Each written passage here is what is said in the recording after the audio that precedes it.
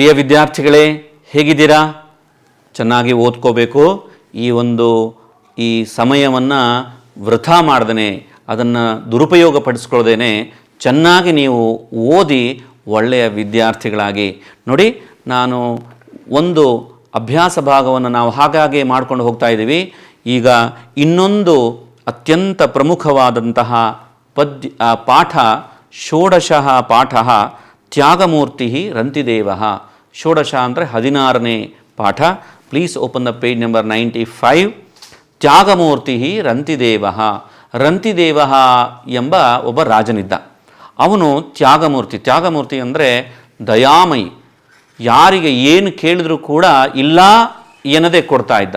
ಅಂತಹ ತ್ಯಾಗಮೂರ್ತಿಗಳಿಗೆ ನಮ್ಮಲ್ಲೂ ಕೂಡ ಸಮಾಜದಲ್ಲಿ ಸಾಕಷ್ಟು ತ್ಯಾಗಮೂರ್ತಿಗಳಿರ್ತಾರೆ.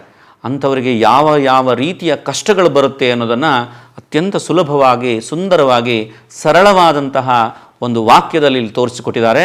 Please open the textbook, page number 95. Today we are going to discuss about one small story.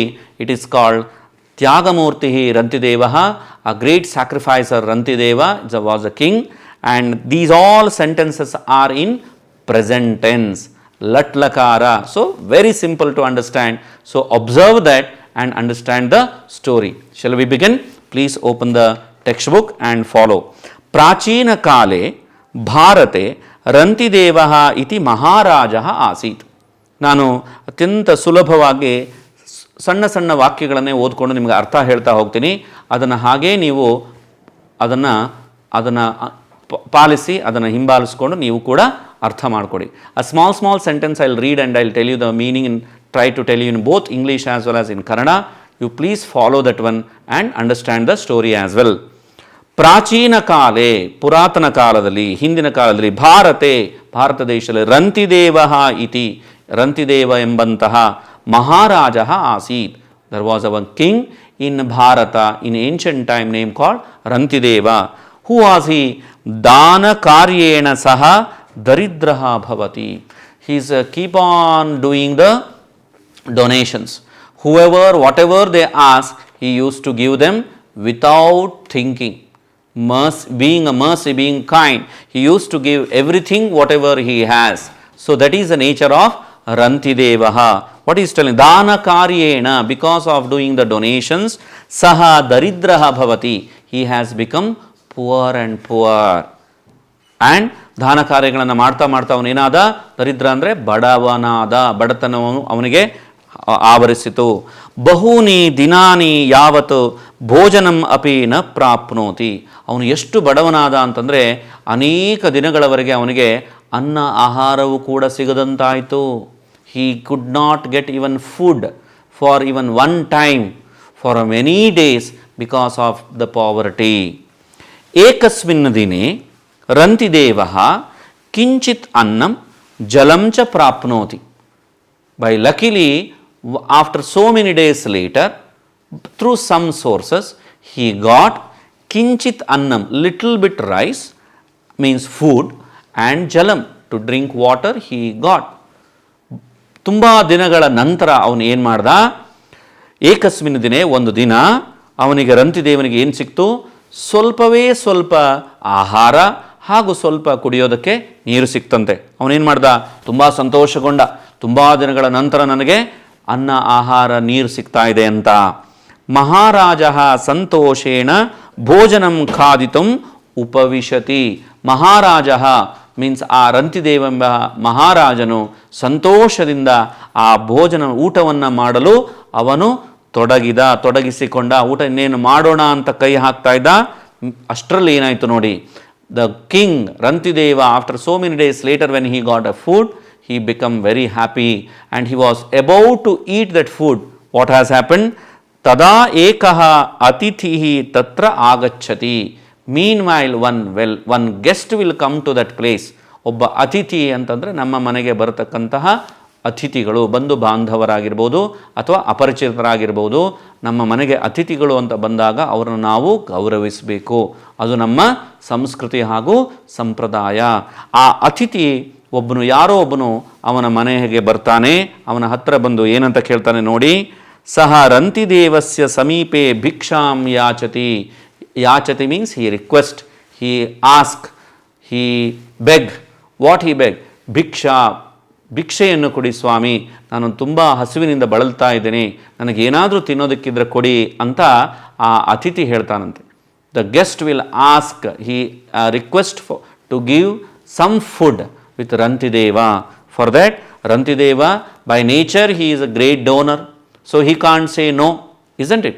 So what he did, Dayaluhu Rantidevaha annasya ekam bhagam tasmai dadati. Please follow that line. Dayaluhu Rantidevaha, ಅತ್ಯಂತ ದಯಾಮಯ್ಯಾದಂತಹ ರಂತಿದೇವನು, ಅನ್ನಸ್ಯ ಏಕಂ ಭಾಗಂ, ಆ ಅನ್ನದ ಅವನಿಗೆ ಅವನೇನು ತಟ್ಟೆಯಲ್ಲಿ ಹಾಕಿಕೊಂಡಿದ್ದನೋ ಆ ಅನ್ನದ ಒಂದು ಭಾಗವನ್ನು ಅವನು ತಸ್ಮೈ ದದಾತಿ, ಅವನಿಗೋಸ್ಕರ ಆ ಅತಿಥಿಗೋಸ್ಕರ ದಾನವನ್ನು ಮಾಡಿದ. ಅತಿಥಿ ಸಂತೋಷೇಣ ಗಚ್ಚತಿ, ಅತಿಥಿಯು ಕೂಡ ಅತ್ಯಂತ ಸಂತೋಷದಿಂದ ಅದನ್ನು ತೆಗೆದುಕೊಂಡು ಸ್ವೀಕಾರ ಮಾಡಿಕೊಂಡು ಹೊರಟು ಹೋಗ್ತಾನೆ.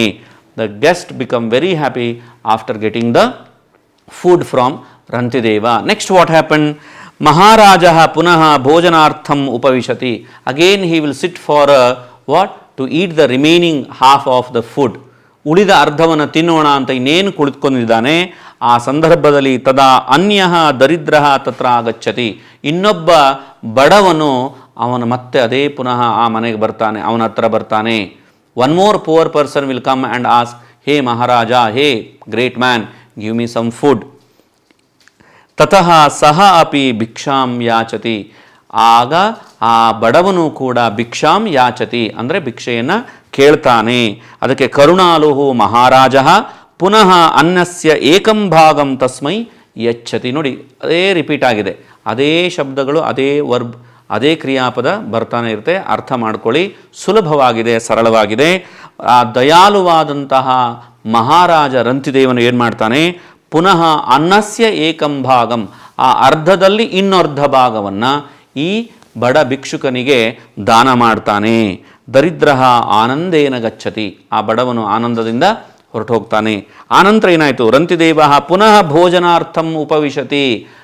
ಮತ್ತೆ ಆ ರಂತಿದೇವ ರಾಜನು, ದಯಾಳುವಾದಂತಹ ರಾಜನು ಮತ್ತೆ ಪುನಃ ತಿನ್ನುವುದಕ್ಕೆ ಅಂತ ಕುಳಿತುಕೊಂಡಾಗ ಅದೇ ಸಂದರ್ಭದಲ್ಲಿ ತದಾ ಅಪರಃ ಭಿಕ್ಷುಕ ಶುನಕೈ ಸಹ ಆಗಚ್ಚತಿ.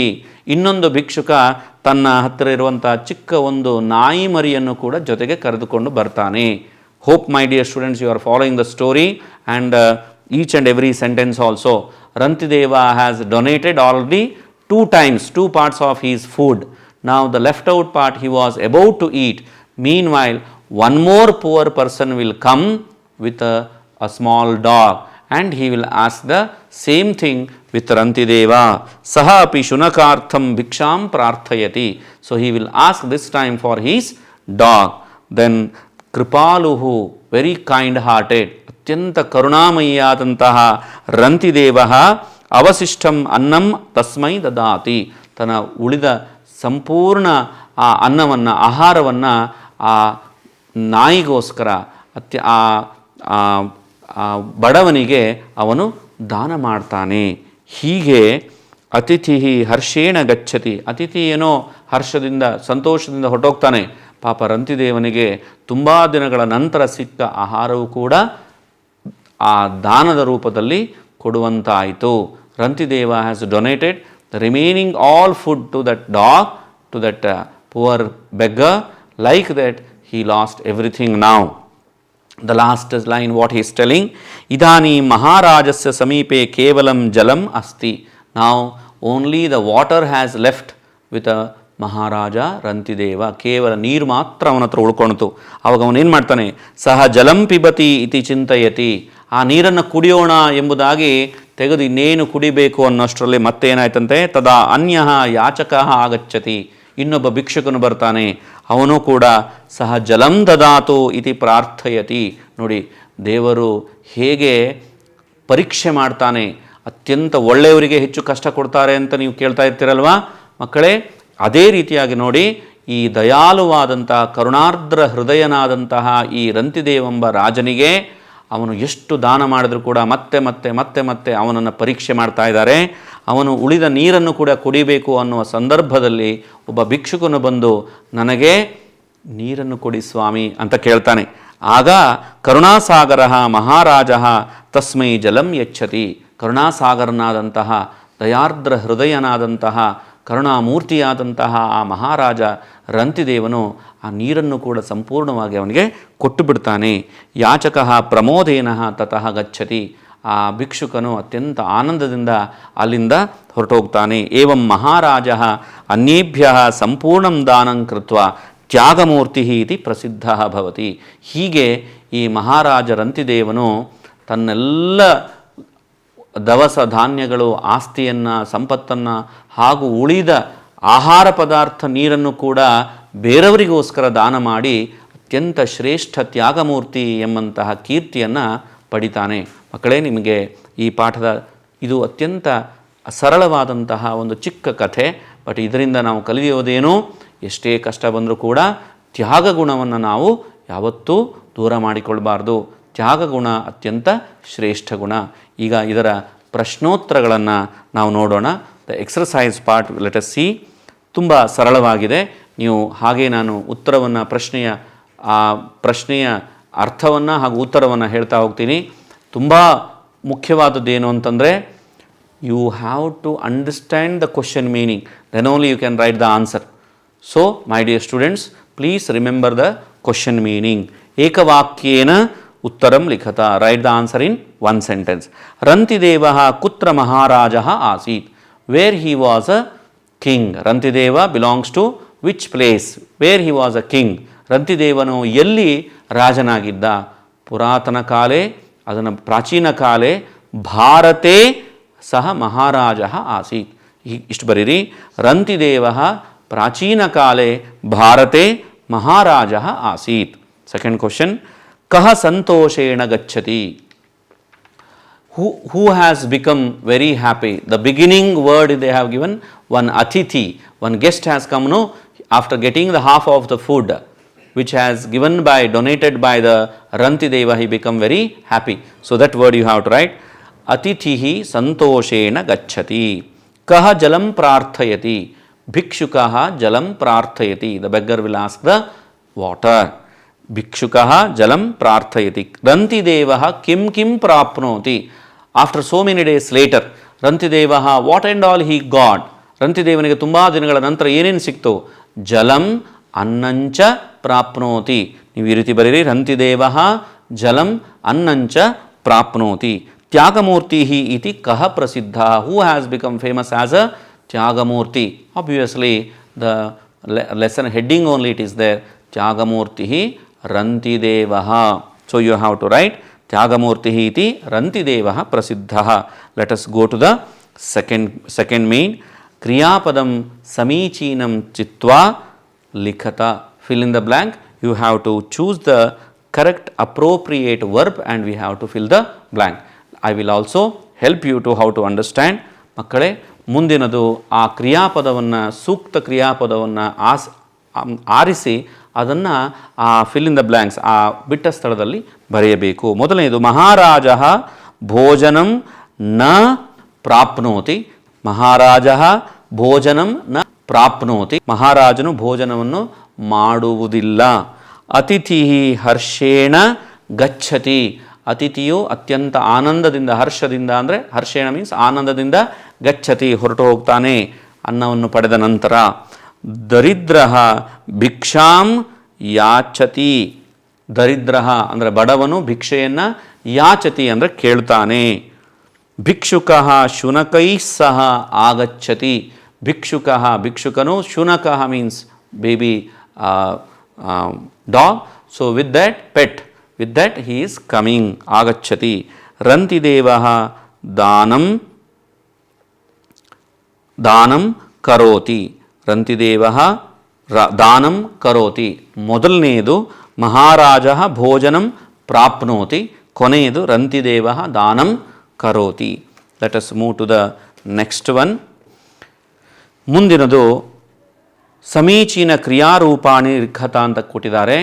ಮುಂದಿನ ಆ ಮೊದಲನೇ ಉದಾಹರಣೆಯನ್ನು ನೋಡಿಕೊಂಡು ಮುಂದಿನ ಉದಾಹರಣೆಗೆ ಸೂಕ್ತವಾದ ಕ್ರಿಯಾಪದವನ್ನು ಬರೀಬೇಕು. ಛಾತ್ರ ಪಠತಿ.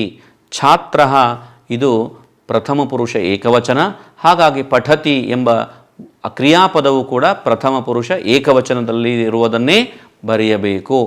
ಛಾತ್ರ ಪಠತಿ, ಆಗ ಅಹಂ ಪಠಾಮಿ ಅಂತ ಆಗುತ್ತೆ. ಯಾಕೆಂತಂದರೆ ಅಹಂ ಅನ್ನೋದು ಉತ್ತಮ ಪುರುಷ ಏಕವಚನವಾದ್ದರಿಂದ ಪಠಾಮಿ ಅಂದರೆ ಕ್ರಿಯಾಪದವು ಕೂಡ ಉತ್ತಮ ಪುರುಷ ಏಕವಚನದಲ್ಲಿಯೇ ಇರಬೇಕು. So please remember this rule.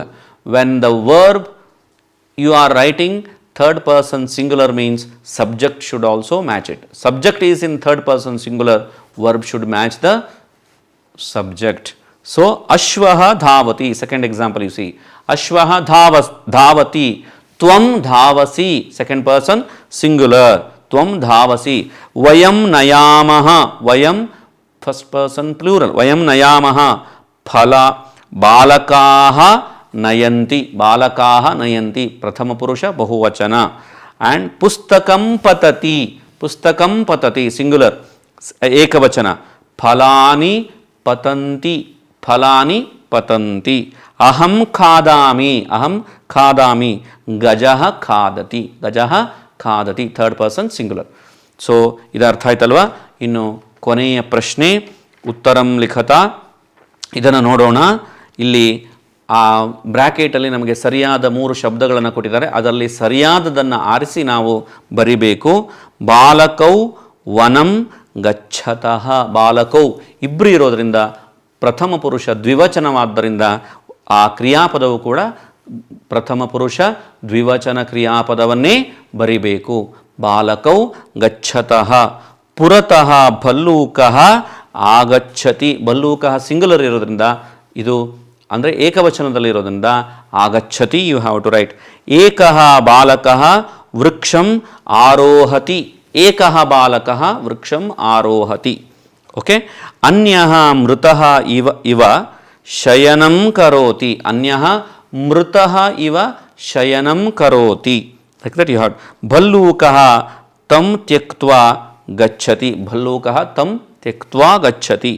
ಪ್ರಥಮಃ ಬಾಲಕಃ ವೃಕ್ಷತಃ ಅವರೋಹತಿ, ಪ್ರಥಮಃ ಬಾಲಕಃ singular ಇರೋದ ಅವರೋಹತಿ. ಭಲ್ಲೂಕಃ ಕಿಂ ಉಕ್ತವಾನ್ ಇತಿ ಅನ್ಯಃ ವದತಿ, ಅನ್ಯಃ ವದತಿ singular ವದತಿ.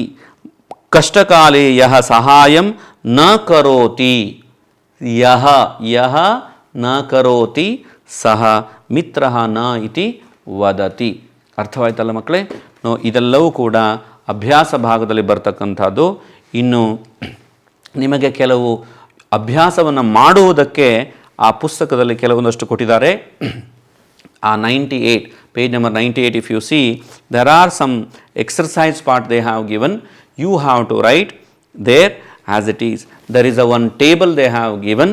So see the table and find out minimum 5 to 10 verbs. They have given totally 16 verbs are there. You have to, this is a homework practice for you. Similarly, you have to Kriya Kalapa they have given. Whenever you have a time, you can read that one and you can do the exercises as well, which is not there for examination. Hope you have understood this lesson. ಮಕ್ಕಳೇ, ಇದೆಲ್ಲ ನಿಮಗೆ ಅರ್ಥ ಆಗಿದೆ ಅಂತ ಅನ್ಕೋತೀನಿ.